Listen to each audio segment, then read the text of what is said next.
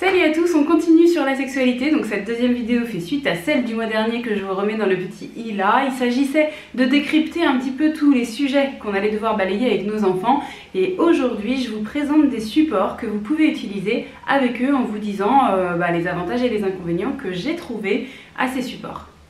On commence par un imagier, c'est pas mal avec les plus petits donc on n'a pas besoin de lire les textes, parfois les textes sont un petit peu trop poussés, mais au moins on a des supports sur lesquels s'appuyer pour pouvoir avoir un petit peu d'illustration à ce qu'on dit et voilà, ça, surtout pour l'anatomie et puis la grossesse, je trouve que c'est pas mal, mais attention au texte, il y a des choses qui sont déjà un petit peu poussées dedans. La collection Mes Petits Docs propose pour les 3-6 ans sur le thème du bébé une petite histoire mignonne, voilà, qui va vraiment pas dans les détails. Donc là ça permet juste d'expliquer ce qui se passe quand une femme est enceinte, ça fait partie des basiques.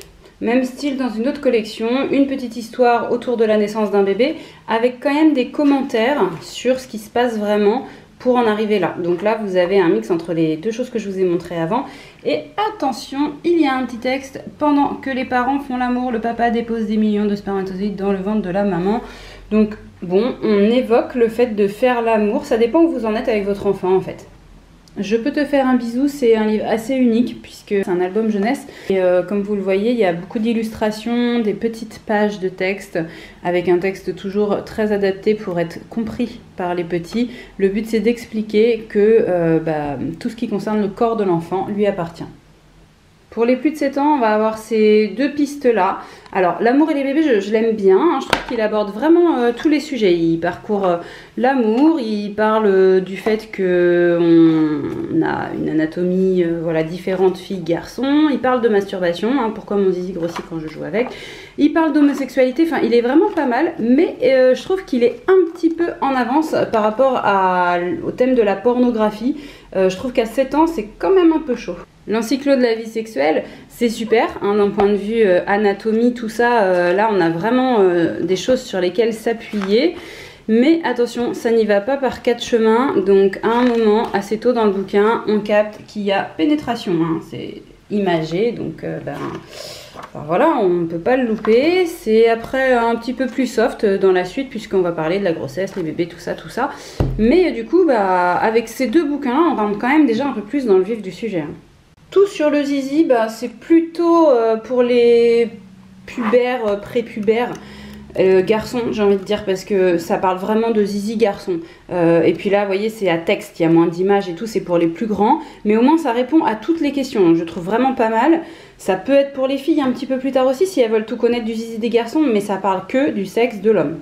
Et je vous présente mon gros coup de cœur. En faisant mes recherches, je suis tombée sur cet avis qui est extraordinaire. Il aborde énormément de points, donc à peu près tout. Je vais vous montrer l'index. Vous voyez, ça parle de relationnel, de contact, d'interdiction, du corps, du bébé. Ça parle de tout de manière bienveillante. Les textes sont hyper adaptés aux petits. Ça peut être lu tel quel. Il n'y a pas besoin de paraphraser ou quoi. C'est hyper bien.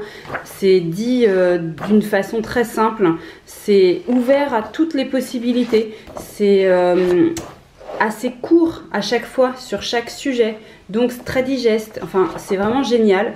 Le seul truc c'est que pareil pour d'autres ça va un peu loin, en fait vraiment tout est abordé, donc ça va un peu loin dans ce qui est dit, et donc du coup je pense qu'il faut doser ce qui est dit aux petits en fait. On peut s'en servir à mon avis comme support dès le début, peut-être en lisant pas toutes les pages.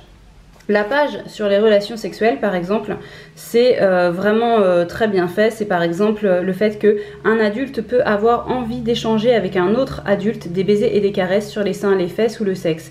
Ces caresses et ces baisers-là provoquent d'autres plaisirs que les câlins. On les appelle les caresses et les baisers sexuels. Quand on donne ou quand on reçoit des baisers ou des caresses sexuelles, ce n'est plus un simple câlin, c'est une relation sexuelle. Et bam, en un paragraphe, on a vraiment tout dit de la relation sexuelle, je trouve, tout ce qui était important à comprendre. Donc c'est dit avec des mots simples qui nous soulagent quand on ne les trouve pas.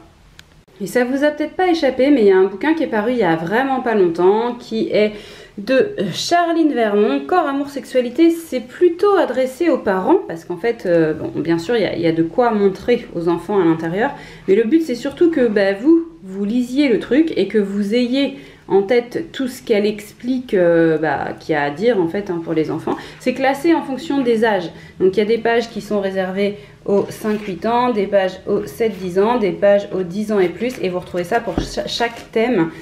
C'est assez bien fait, c'est assez complet. Et c'est fini pour aujourd'hui, j'espère que tout ça, ça vous donne plein d'idées, plein de ressources. N'hésitez pas si vous en avez d'autres à les mettre en dessous en commentaire. N'oubliez pas bien sûr mon petit pouce vers le haut et moi je vous retrouve le mois prochain dans une prochaine vidéo.